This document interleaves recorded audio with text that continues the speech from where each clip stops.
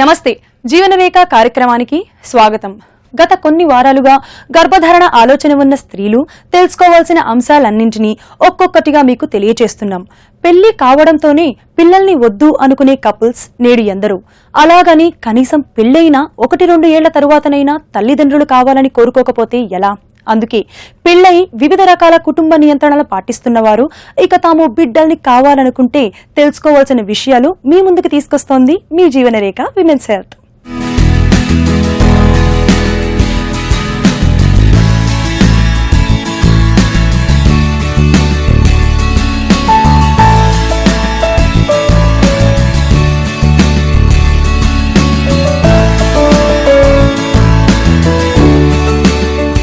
కొద్ది కాలం పాటు గర్భం వద్దు అనుకునే భార్యాభర్తలకు ఎన్నో ఫ్యామిలీ ప్లానింగ్ పద్ధతులు నేడు అందుబాటులో ఉన్నాయి. ముఖ్యంగా స్త్రీలు వాడే పద్ధతులను చూస్తే కనుక ఓరల్ కాంట్రసెప్టివ్స్ అందరికీ తెలిసిన పాపులర్ కాంట్రసెప్టివ్ పద్ధతి. మినీ పిల్ లేదా ప్రొజెస్ట్రోజెన్ ఓన్లీ పిల్ రోజుకు ఒకటి సరిగ్గా అదే సమయానికి తీసుకోవడం మరో పద్ధతి. ఓరల్ కాంట్రసెప్టివ్ కి బదులుగా అదే పని చేసే మరో పద్ధతి కాంట్రసెప్టివ్ ప్యాచ్. వెజైనల్ రింగ్ ని వెజైనాలో నిర్ణీత సమయం పాటుగా ఫిక్స్ చేసుకోవడం ద్వారా హార్మోన్స్ రిలీజ్ అవుతాయి. ఇక కాంట్రసెప్టివ్ ఇంజెక్షన్ కూడా నేడు అందుబాటులో ఉంది. ఇంట్రాయూట్రైన్ డివైజెస్ మరో పద్ధతి.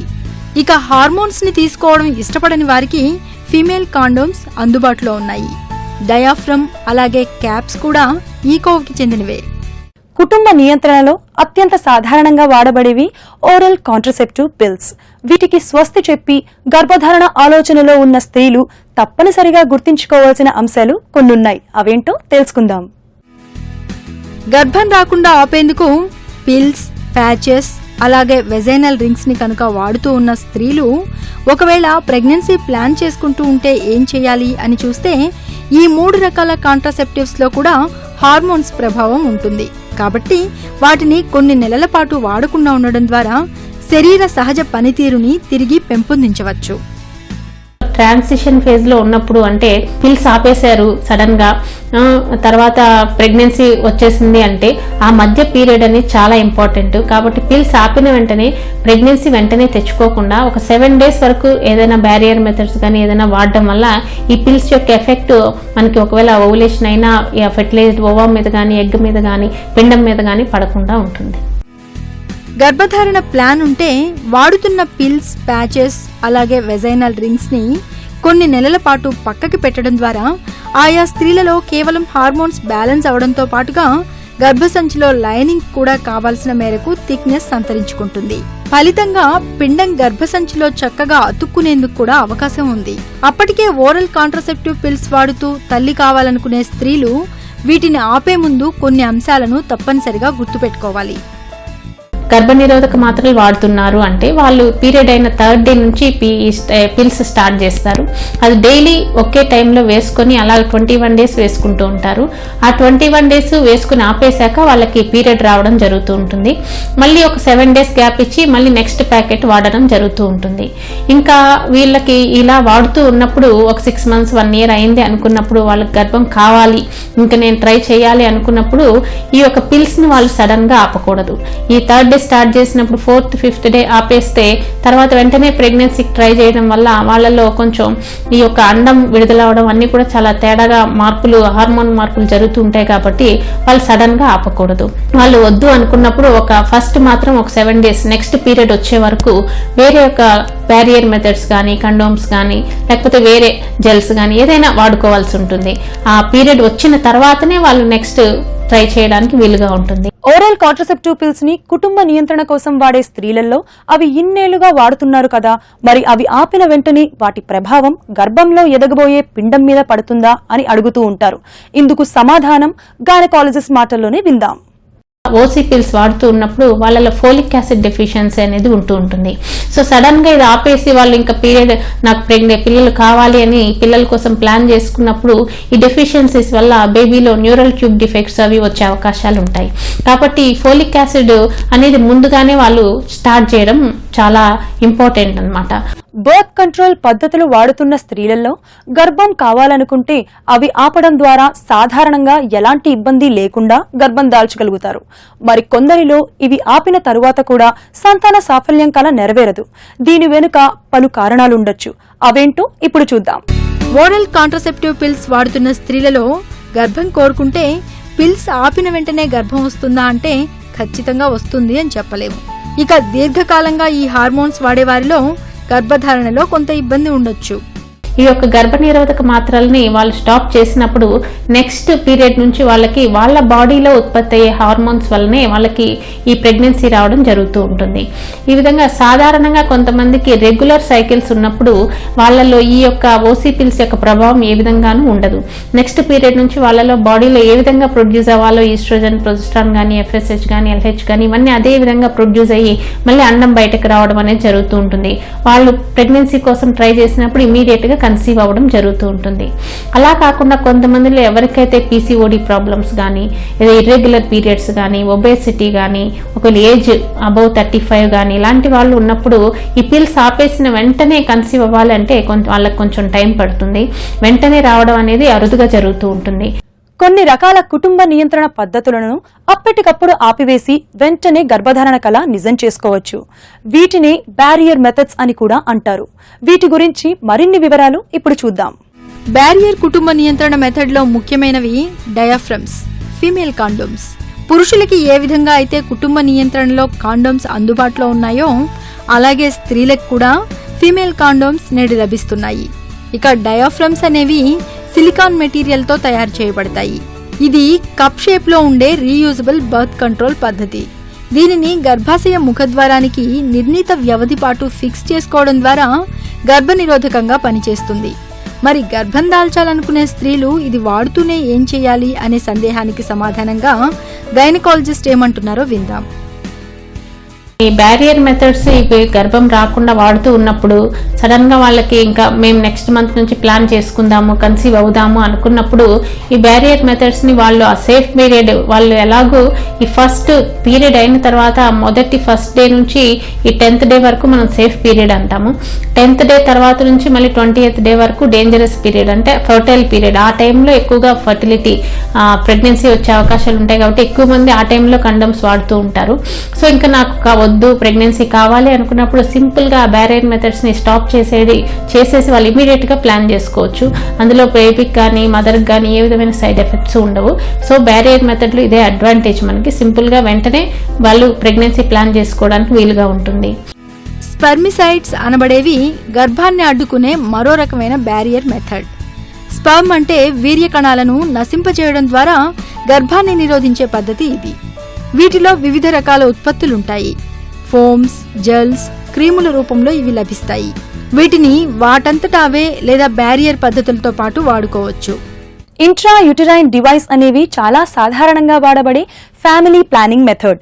గర్భం కావాలనుకుంటే కేవలం ఆ డివైస్ ని తొలగించడం మాత్రమే చేయవలసిందల్లా.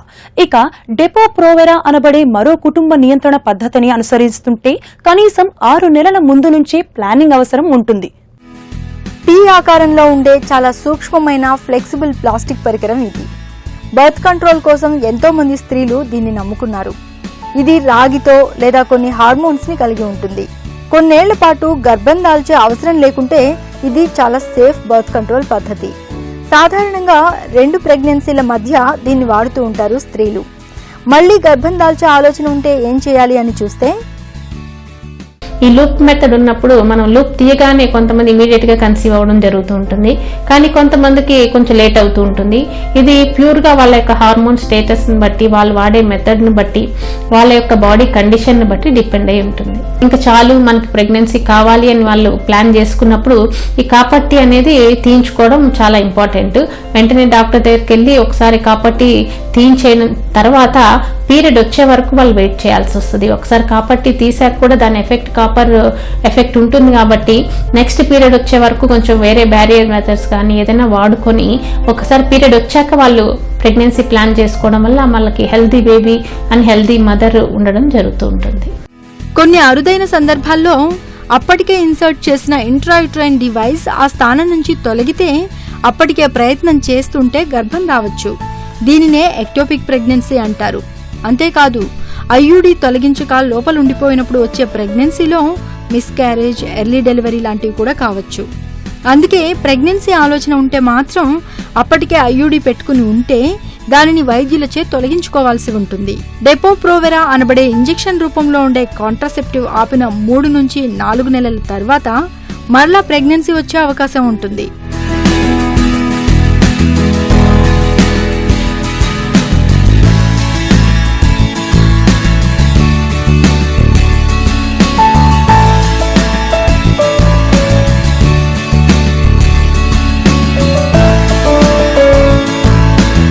ఇంజెక్టబుల్ కాంట్రాసెప్టివ్స్ అన్నమాట.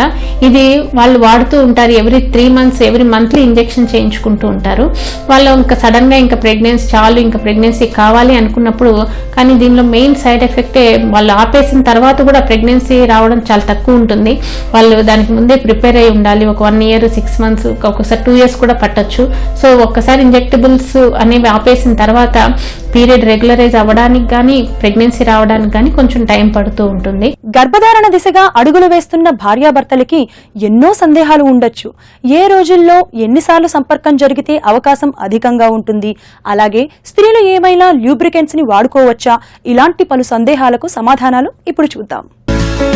కుటుంబ నియంత్రణ పద్ధతులను ఆపివేసి రీప్రొడక్టివ్ సైకిల్ మరలా ఒక క్రమ పద్ధతిలోకి రావడంతో ప్రెగ్నెన్సీని ప్లాన్ చేసుకోవచ్చు. ఈ క్రమంలో ఏది చేయొచ్చు, ఏది చేయకూడదు అనే ప్రశ్న తలెత్తుతుంది. సంపర్కం సమయంలో సాధారణంగా సర్విక్స్ లో ఉండే జారుడు పదార్థం వీర్యకణాలను సులువుగా ప్రయాణించేందుకు వీలు కల్పిస్తుంది. దీని స్థానే ల్యూబ్రికెంట్స్ ని స్త్రీ వాడుకోవచ్చా అని అడిగితే, చాలా మంది ప్రెగ్నెన్సీ కావాలి అనుకున్నప్పుడు ఇమీడియట్ గా మ్యారేజ్ అయిన వాళ్ళు వస్తూ ఉంటారు. వాళ్ళలో చాలా మందికి ఇది ఇంటర్ కోర్స్ లో చాలా పెయిన్ వస్తూ ఉంటుంది. అది ఎందుకు వస్తూ ఉంటుందంటే ఆ డ్రై అయిపోవడం వల్ల ఆ కింద గ్లాండ్స్ అనేవి వెజైనాలోకి సెక్రెట్ అయ్యే గ్లాండ్స్ సరిగా వాళ్ళకి పని చేయకపోవడం వల్ల, స్ట్రెస్ వల్ల, దేని వల్ల ఆ మ్యూకస్ లేకపోవడం వల్ల డ్రై అయిపోతూ ఉంటుంది. సో అలాంటప్పుడు వాళ్ళకి ప్రెగ్నెన్సీ కావాలనుకున్నా సరే వాళ్ళకి ఇంటర్ కోర్స్ లో ప్రాబ్లం వల్ల రాకపోవడం జరుగుతూ ఉంటుంది. సో వాళ్ళకి లూబ్రికెంట్స్ అంటే న్యాచురల్ లూబ్రికెంట్స్ అని ఉంటాయి.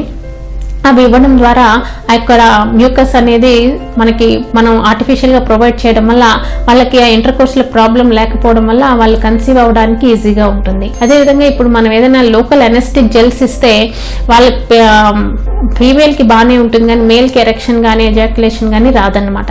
కాబట్టి ఎనెస్టిక్ జెల్స్ కాకుండా ఓన్లీ ప్లెయిన్ లూబ్రికెంట్స్ నే వాడడం వల్ల వాళ్ళలో ఎక్కువగా ప్రెగ్నెన్సీ వచ్చే అవకాశాలు ఉంటాయి. గర్భం దాల్చేందుకు అనువుగా ఉన్న సమయంలో స్త్రీ అండంతో వీర్యకణం కలవడమే ముఖ్యం. లక్షల కొద్ది వీర్యకణాల్లో కేవలం 1 మాత్రమే అండాన్ని చేరుకోగలుగుతుంది.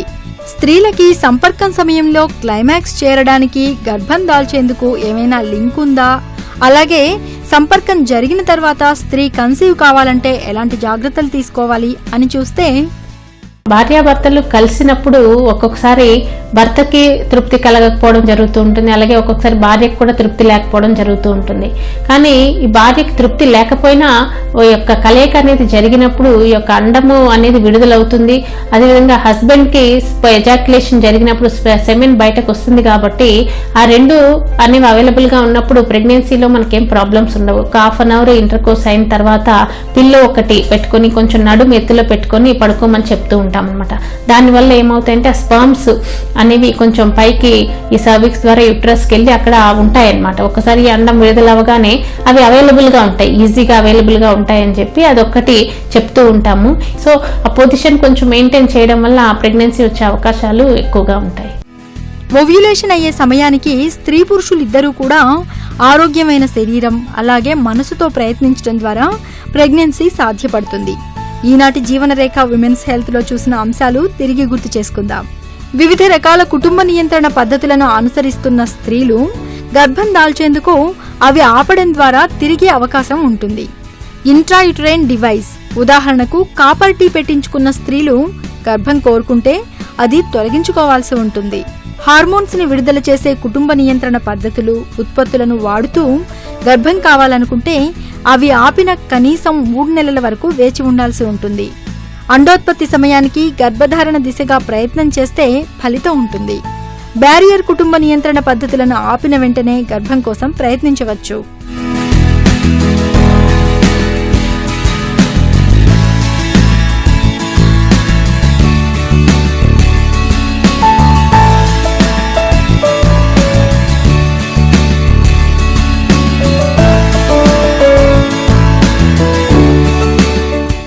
చూశారు కదా, ఫ్యామిలీ ప్లానింగ్ మెథడ్స్ని ఫాలో అవుతున్న దంపతులు పిల్లలు కావాలనుకుంటే ఎలాంటి అంశాలను గుర్తుంచుకోవాలో. గర్భధారణకు సంబంధించి మరో అంశంతో మళ్ళీ కలుసుకుందాం. అంతవరకు సెలవు, నమస్తే. జీవనరేఖ విమెన్స్ హెల్త్ కార్యక్రమాన్ని మీరు www.youtube.com/ETV Life Indiaలో చూడొచ్చు మరియు www.facebook.com/ETV Life India అలాగే www.twitter.com/ETV Life Indiaలో ఫాలో చేయొచ్చు.